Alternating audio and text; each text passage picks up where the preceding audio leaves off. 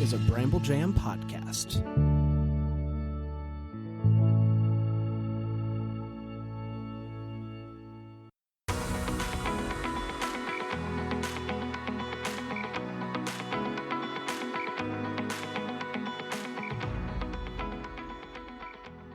Welcome to Girls Gone Hallmark, a Hallmark review podcast. I'm Megan, and I'm a longtime Hallmark fan. I'm Wendy. I'm a former Hallmark hater. On today's episode, we're discussing Single on the 25th, which originally aired on Sunday, December 7th on the Hallmark Channel and is currently available to stream on Hallmark Plus. You heard it here first, folks. The annual Countdown to Christmas bracket is back for the 2025 season and will be happening exclusively on our Instagram, which is Girls Gone Hallmark. Follow us there and stay tuned for all of the details, which will be forthcoming. Which just is code for we haven't figured it out quite yet. That is correct. Hey, come join our Facebook group.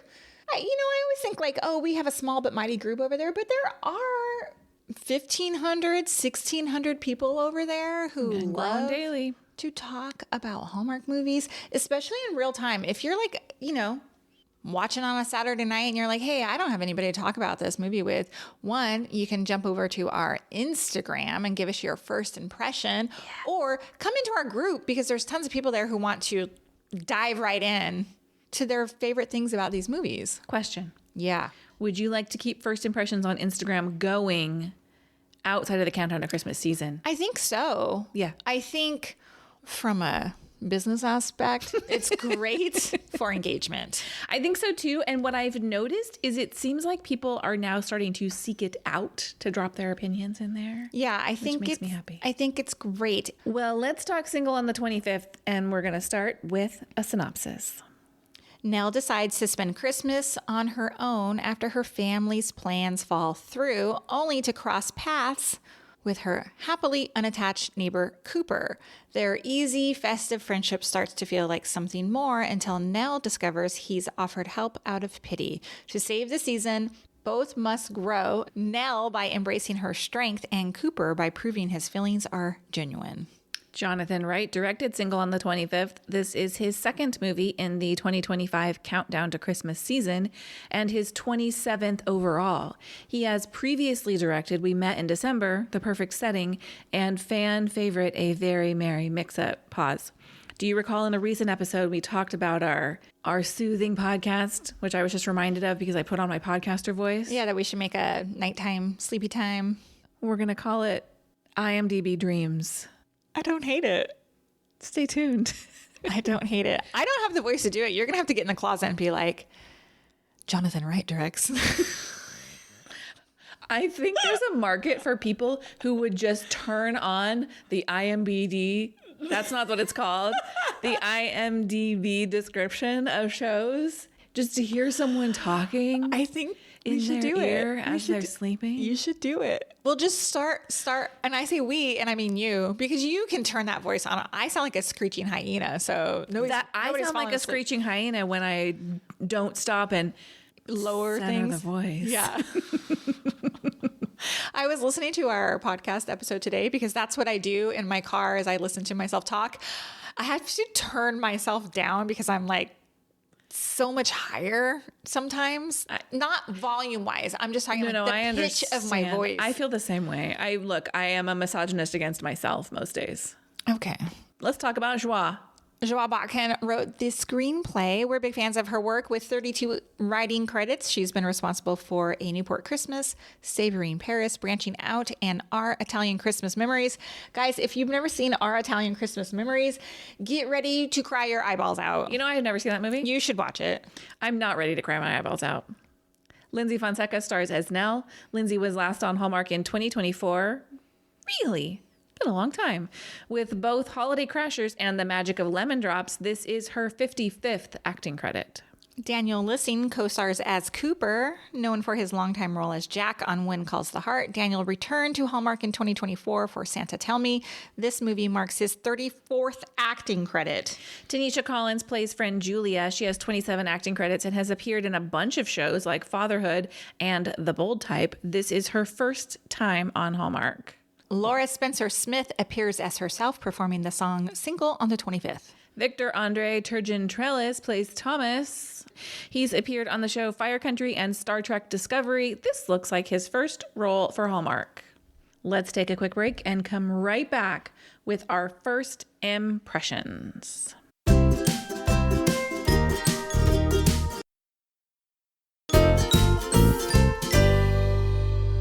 Hey, Wendy, what was your first impression of Single on the 25th? This movie insists Nell is a tragic holiday case, but from where I'm sitting, her lonely life looked kind of aspirational.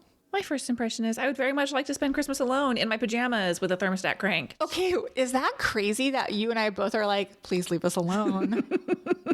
Please leave us alone. That says a lot about where our lives are at right now. I was gone all day yesterday. And my husband was home alone. And I was like, did you miss us? And he goes, nope. And I go, God, that's the dream, right? I said, that's all I want for Christmas. He goes, maybe you need to go somewhere. I'm like, please, anywhere. Go somewhere. Anywhere. You should go somewhere. Book yourself like Stay at an airport hotel, for goodness sakes. Let me tell you, the airport at the Denver airport is pretty nice. The hotel there? Yeah. I mean, we're in Orange County. Do you remember Hotel Irvine? Yeah. I'm so sad that place closed. It was Every time I drive by it, I'm like, there so it is cute. still. I know. Is it actually like closed? Like if I went to the door, it would be closed. There's nothing there. It's closed. The hotel doesn't exist anymore. It still says Hotel Irvine on the building. Does though. it? Yeah. I could have sworn they did not survive. 2020. Yes. No, they do not exist anymore. Is that just an Hotel Irvine closed? empty building sitting there? I don't know. Inside Orange County, folks. That was a cute little place. Yeah, we went away. Oh, just for one night, right? And we worked. That's how fun we are. We worked. It was a good time. Well, let's talk what we liked about Single on the 25th. Okay, so Megan, if you listen to our last episode, she's making a list. Megan said we're going to fight over this movie. I think she might be wrong. I don't think we're going to fight. I just don't think I loved it as much as you did. Okay, well, I did really like I think you've been mesmerized by one Daniel Lissing. Dude. We interviewed Daniel Lissing as part of a podcaster press junket last week. And we mean Megan. Okay. It's a team effort. First of all, I show up to that press junket. Daniel's talking. I'm like, whoa, I almost said Italian. He's Australian. Had no idea. No idea. Every Hardy in the world's like, yeah, dummy. And what was really funny is in the interview, a couple of times he like slides into Cooper and it just like immediately flips a switch with his American accent. It's impressive. But yeah, listen to that interview. The full context of the junket is uploaded on our website. We've also posted a couple of reels. Yes, it did deepen my enjoyment of the movie, but tell the truth, I watched this movie ahead of that junket and was texting him. I'm like, this movie's really cute. I liked it going into it. He's very introspective, has some really interesting things to say about the movie, and it did enhance my enjoyment of the movie. I will tell you that. But let's talk some specific things. I think they did a nice job being very real about some awkward moments. So the neighbor small talk scene. When they're like trying to bring the tree in and he's like standing there. Yes. She's like, I don't want to get caught in the conversational shuffle. And her friend's like, what do you mean? She's like, just the shuffle through the safe topics. And then they're like, let's talk about the weather. Let's talk about our holiday plans. And then okay, well, I feel that. Perfectly awkward. Yeah. Cut to her having to kill some time in his apartment. And she's like, what do you do? They really kind of sat in those scenes and let the silence speak for itself a little bit. Daniel does talk about that in our interview, about how that's kind of where the magic happens in those moments where you just let it come out. I thought it was real quiet comedy and enjoyed it and felt very uncomfortably real. Sure. Joie Botkin, as our writer, always gives us deeper than surface level storytelling. It's not just a surface level holiday romance. She gives us characters who are doing the emotional homework. Both, Daniel says it. Look, I'm just going to keep referencing it. He says Nell grows outward and Daniel has growth inward. And I think, and he even says, he's like, Cooper's a little bit of an ass in the movie. He comes from kind of like a douchey place. And he does a little bit, but I think maybe the thing, and correct me if I'm wrong, I think maybe the thing that put you off of this movie, which isn't to say that you didn't like it, is this idea that singleness is a problem to be solved. I can agree with that. So I was very nervous at the beginning of this movie. The movie's called Single on the 25th. And she's like, I'm going to go in on being single. I'm going to live my life. And I'm thinking, oh no, because we all know they're going to end up together because it's a Hallmark movie. Mm-hmm. So how are we going to get from it's great, it's okay to be single to now I'm in a relationship? I liked the arc where they said it is okay to explore yourself and be comfortable in yourself. And at the very end of the movie where she's at her support group, which don't worry, we're going to talk about, but she says, learning my aloneness wasn't a problem to be solved. Yeah. And being okay with being alone is not the same as not wanting to be in a relationship. Like both of those things can exist. Yeah. She was like, I'm tired of waiting for my life to start because my real life starts when I have a partner. My real life can start now. I think it is okay to acknowledge, like, she wanted to be in a relationship. She wanted the love you seek is closer than you think moment. Right. But also, she figured out how to be okay on her own and not just in a holding pattern. When I'm with my family, I can have a real Christmas. When I'm in a relationship, I can have a real Christmas. Now, you can go all in on those you are enough moments. Right. I will get to my wishes, but I don't disagree with anything you say there. My final big, the slow build, it works for me. The chemistry is chemistrying. The Rudolph movie scene with the slight finger graze of the thigh was so good. So much more intimate than a kiss in that moment. Yeah, totally. I loved it. Here are my likes, and I have a list of likes. Agree with you. I do believe this movie is like a actual romance we're watching. Mm-hmm. All the Hallmark movies we've gotten this season are like rom-com or there's the romance is like a byproduct of whatever. Like this to me felt like, oh, this is a romantic story, a believable, these two people learning about each other. Yeah, the romance is centered in our story. Yeah, I appreciated that. That felt super different than a lot of the movies we've gotten this year. So I really enjoyed that. I co-sign on the slow burn done right. I thought, these two slightly awkward neighbors inching towards each other, having real conversations. Like you said, we got past the awkward conversation shuffle to actual meaty conversations. I thought was done really well and worked better than I expected.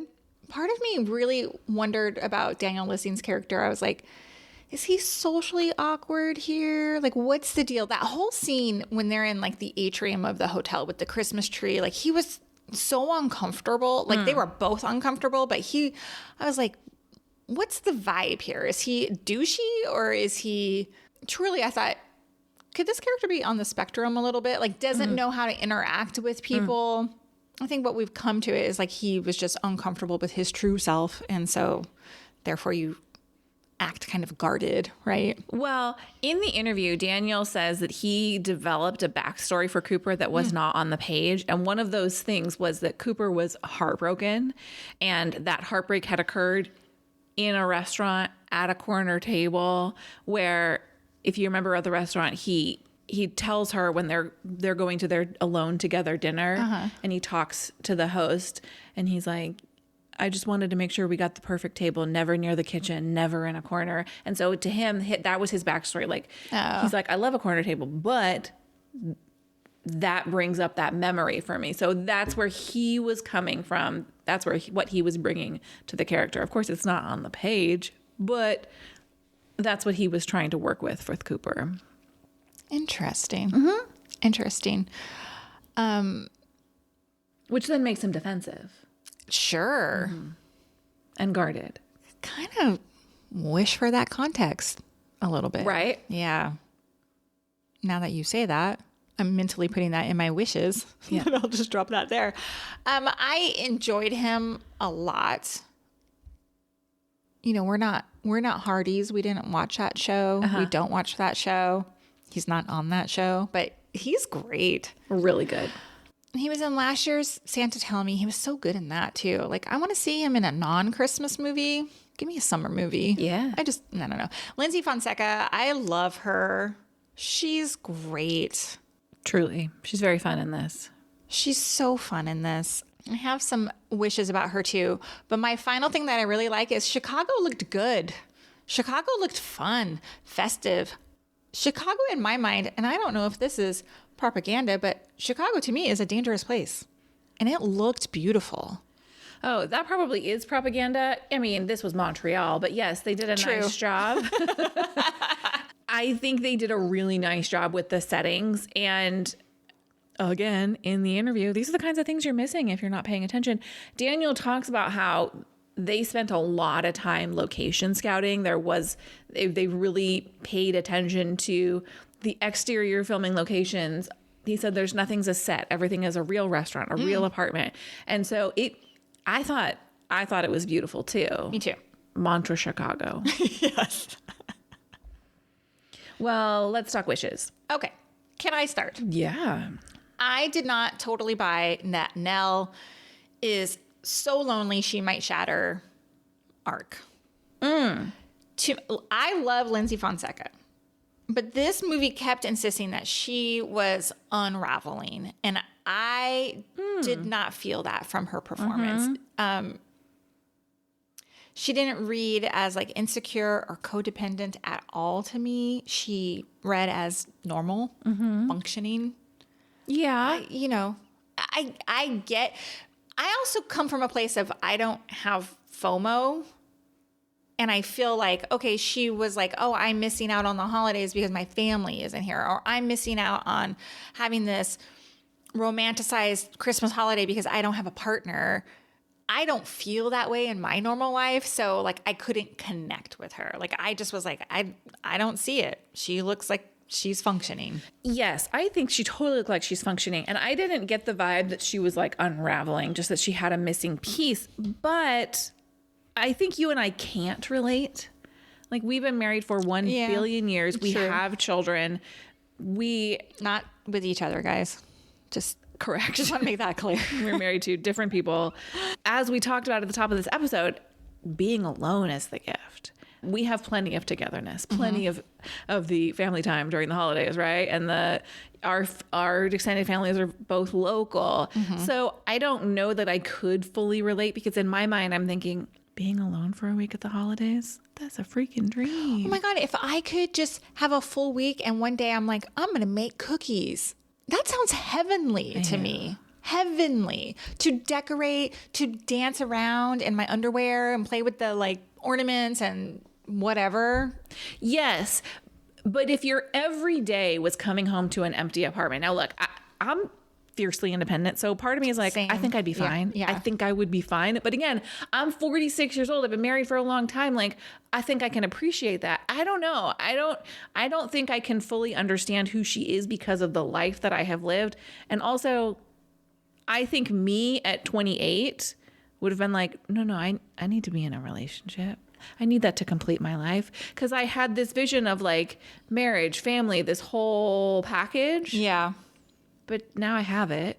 Yeah. So you're saying if you were single and 28 and you had this timeline set up for yourself or what you're just this trajectory of how you saw your life and it was not happening, you think you might be like spiraling out a little bit? Maybe not spiraling, but I would be like, I would be hoping that was part of my future. The love you seek is closer than you think. Yeah. Well, let me tell you this. I have a sister who's much younger than me, who is single. And I wonder if that's how she feels. Like, she goes home every night, but she comes and sees us at the holidays too. Like, and then gets bombarded with the questions of like, ugh, I'm so sorry for her. Why are you still single? Who are you dating? Is there anybody special in your life? Are you bringing anybody? I've decided I just don't ask her any of those questions anymore, which makes me feel bad because it makes me feel like I'm disengaged from her life, but also I don't need to bombard her. Yes, but if you had information that there was something worth talking about, you would dig deeper. Yeah. So I wonder, like, from her perspective, as a late 20, early 30-year-old. I wonder how she would relate watching this movie. But I don't want to be like, here, you should watch this movie about being single. Like, that's almost as bad. It's like Nell's uncle sending her that book. Yes, exactly. Exactly. My second wish is I kind of felt a little low-key uncomfortable with Cooper coaching Nell into independence. Tell me more. Why does this man have to like... She was not unraveling. She was fully functionable. She wasn't unraveling, but she wasn't comfortable with aloneness. She was like, oh, if they're not coming, I got to go to them. Like, the idea of her doing these things alone wasn't occurring to her. She wasn't settling in. She's like, oh, I got this reservation. I got to cancel it. That's fair. I just would feel resentful if somebody in my life was like trying to coach me into being like more outgoing or, oh God, me or too. more fun or whatever. I'd be like, no. No. I think it's fair to say that Nell and you and I are very different people. Yes, no, please do not tell me what to do. Please do not suggest ways that you could make my life better. I'm just fine, thank you. Right. I'm just fine, thank you. My last wish was the self-help stuff and the like group and all that stuff was a touch too far. Look, singleness does not require a support group. Yeah. While there were moments of wisdom in that group, and it is the place where she has her emotional epiphany, I just don't think that singles need a support group. It does suggest it's a problem to be solved. It does suggest it's a hardship. Like, I think it's a funny note when her friend suggests going to a single support group, and she says, it's not like I need support for the tragedy that is my unpartnered life. And then she actually goes, no. Listen to a podcast, you know? Look, I think support groups have their purpose. If you're like a grief support group or a divorce support group. But then on the flip side, we are currently also watching 12 Dates Till Christmas. She should have like done like a matchmaking thing or... yeah. Does she have only one single friend? And single not as like... as in one friend. She only has one friend. Yeah. Whatever. Yeah. No more last minute Christmas parties. Deciding to throw a Christmas party on the 25th with 5 days to plan it is fully diabolical, and assigning it to Cooper, who is not a party planner in a company that clearly has a budget. Give me a break. Yeah. There are people who do this. And I don't like when he calls her lonely. Don't call women lonely. She can make that distinction. You can't call her lonely. Yeah, I would be offended if somebody called me lonely. Yes. Oh, she's just this lonely woman in my apartment. Blah. Yikes. Let's talk. Did you see that? Okay. One is kind of a question. Nell and Cooper they're going to the Christmas market. They run into his coworker. They're like making that awkward chit chat. Yeah. And she goes, I'm cold. I'm going to go inside. She goes inside to the outside market. She doesn't go inside anywhere to get warm. They are in an outdoor market. Yeah. Funny. I wonder if that was supposed to be read as like, I'm uncomfortable in this, making this small chit chat. I'm going inside. Yeah. Or if it was just not an actual indoor market. Yeah. Who knows? I don't know. The single on the 25th song tie-in. I guess this movie was like based on that song. And then like we have the artist. And then the dance scene is so cute. This is where, this is so funny because Cooper is so stiff and awkward sometimes. And then you have this where he's like, I'm going to go out there and dance like to this fast-paced song. I don't read him as stiff and awkward. You don't? No. There's like these, I feel he's stiff and awkward. And then he has these moments where he's like this loose kind of fun guy. When he goes out on that dance floor and he's dancing by himself and he's doing these like... Yeah, it was great. It was great. And then they danced together. No, I didn't read Cooper as stiff and awkward. The awkwardness in this movie came from like the developing of their friendship, which was awkward, going from neighbor acquaintances to friends to something more, and the awkwardness of those moments. When he's in the office, there is a little bit of like he and his coworker don't fully connect, and we learn why. But like when he goes up to the Santa and he's like, you might have more luck on the nonprofit. I don't know. He's kind of smooth. He's kind of a man of the people. He's close to his parents. I No, I see all those things. I did not find him stiff and awkward. My JJC that's are just some moments I'd like to talk about. The fortune cookie callback, I've referenced it multiple times. The love you seek is closer than you think, and she cries. Look, the setup and the payoff was worth it for me. I liked that. Yep. Lindsay grabbing him in the final kiss. Mm-hmm. That kiss was hot.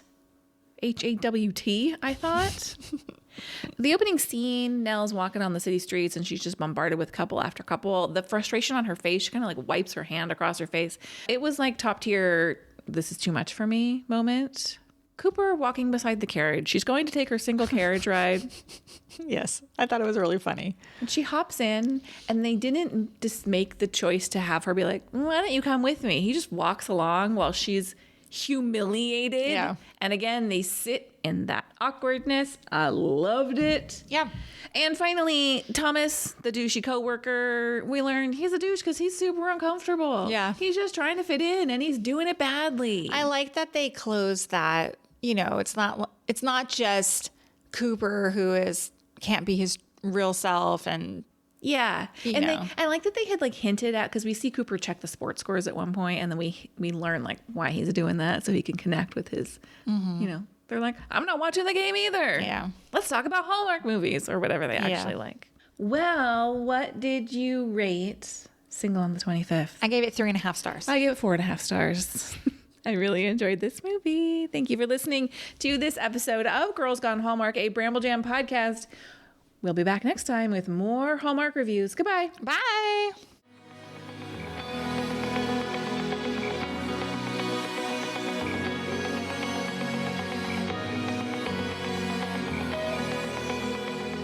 All right, friends, before we go, just a quick heads up. You're about to hear some ads. These little gems help us keep the show running and the Hallmark love flowing. So do with that info what you will. Grab a snack, hit the skip button, or maybe, just maybe, listen in and discover your new favorite product. Bye.